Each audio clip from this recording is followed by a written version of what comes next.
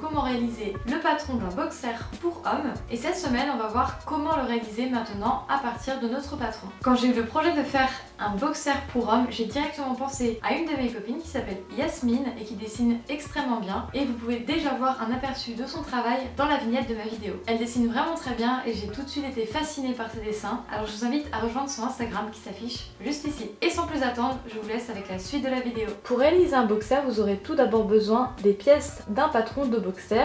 Donc si vous ne savez pas comment le faire, je vous invite à regarder la vidéo que j'ai faite la semaine dernière. Le patron en haut à gauche correspond au patron que j'ai réalisé dans la vidéo et le patron en bas à gauche correspond au patron que je vais utiliser dans cette vidéo. Vous aurez également besoin de tissu. Vous pouvez peut-être reconnaître le tissu que j'ai peint il y a environ un mois. Je l'avais réalisé sur un t-shirt homme et je vais également avoir besoin du reste du t-shirt pour réaliser les doublures des coques. Vous aurez besoin d'élastiques assortis à votre tissu. Vous aurez besoin d'un nécessaire de couture, donc une règle, des épingles, un cutter rotatif ou une paire de ciseaux, un crayon à encre effaçable. Et dans cette vidéo, je vais coudre avec une machine à coudre et une surjeteuse. La surjeteuse me servira à assembler les pièces et la machine à coudre me servira à surpiquer et à faire toutes les finitions, donc au niveau par exemple des ourlets. Mais si vous n'avez pas de surjeteuse, vous pouvez très bien utiliser un point overlock ou un point zigzag. Donc ça c'est le point zigzag et ça c'est le point overlock. La première chose qu'on va faire, c'est reporter nos pièces de patron sur le tissu. Ensuite, on n'oublie pas de reporter ses marges. Dans mon cas, c'est un peu spécial au niveau de l'ourlet du bas parce qu'il est déjà fait, étant donné qu'il s'agissait d'un t-shirt. Du coup, je ne laisserai pas de marge à ce niveau-là. Mais si vous travaillez sur un tissu brut, n'hésitez pas à laisser entre 1,5 et 3 cm.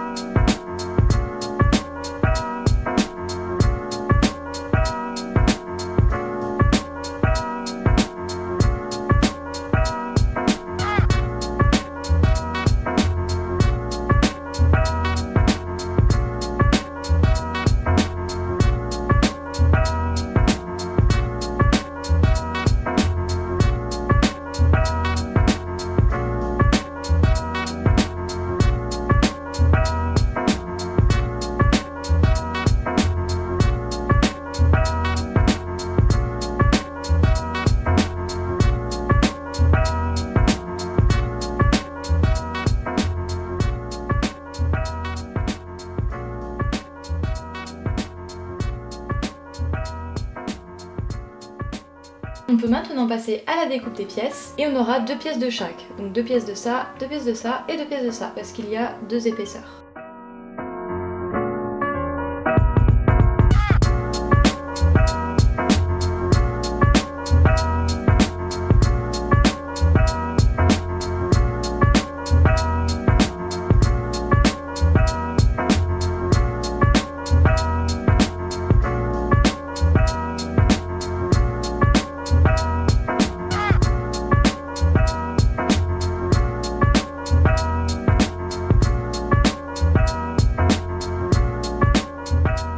Pour commencer, on va positionner notre doublure endroit contre endroit et notre coque à motif endroit contre endroit. Ensuite, on va venir les superposer et on surjette ou on coud à l'aide d'un point overlock tout du long.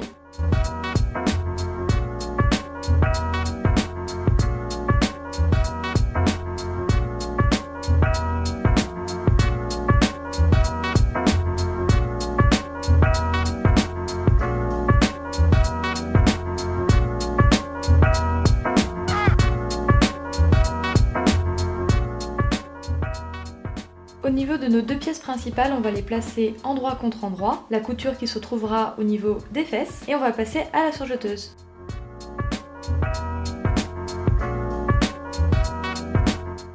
Donc là, pour bien comprendre, on a notre couture dos, donc je vais la retourner. Et en fait, ça c'est notre devant. Et ça c'est notre coque. Et l'idée ça va être de coudre cette partie là, endroit contre endroit, puis ensuite endroit contre endroit, cette partie là. Du coup c'est parti, on commence à épingler la première partie. Et on passe le tout à la surjeteuse ou à la machine avec un point overlock.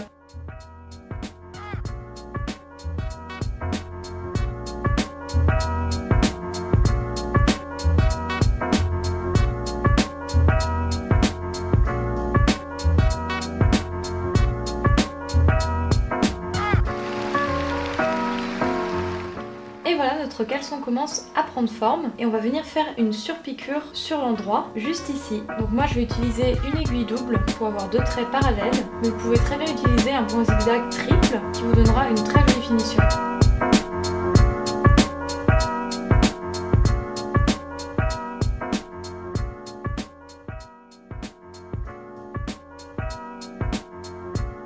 Donc voilà, ça donne vraiment un effet propre.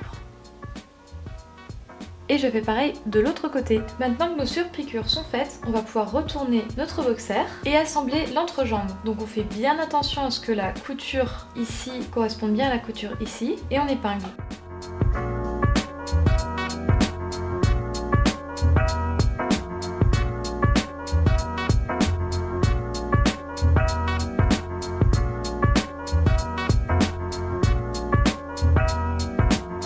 Ici vous aurez un ourlet à faire, le mien est déjà fait et vous pouvez le faire à l'aide d'une aiguille double. Et avant de passer à la pose de l'élastique, je vais venir surjeter tout du long pour qu'on ait une finition bien propre. Et je vais désactiver le couteau.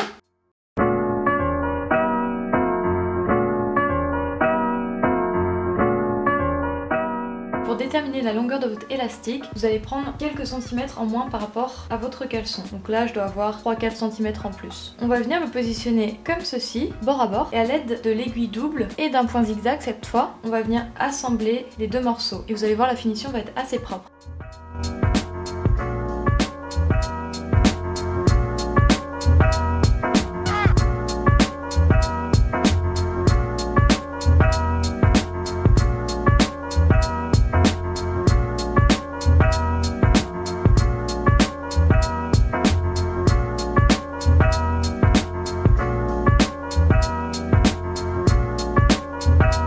Maintenant, à l'aide d'épingle, on va venir marquer des repères, donc à la moitié et au quart.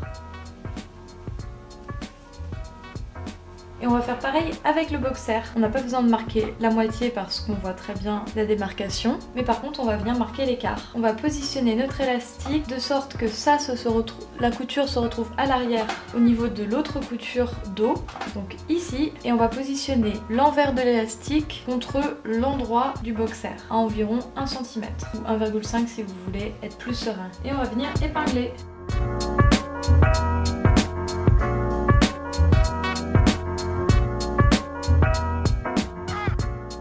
Et voilà, et à présent on tire légèrement lorsque l'on pique et on va piquer à l'aide d'un point droit.